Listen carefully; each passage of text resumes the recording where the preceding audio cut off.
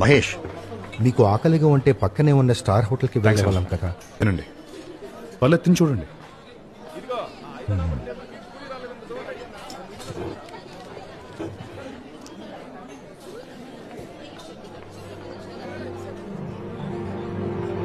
ఎలా ఉంది sir? Actually టేస్టీగానే ఉంది.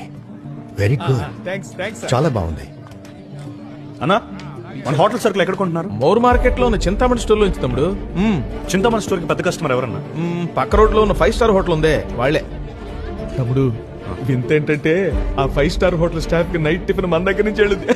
మీరు తినండి అన్నా. ఈ పక్కన 5 స్టార్ హోటల్ ఎప్పుడైనా దోస్తున్నారా?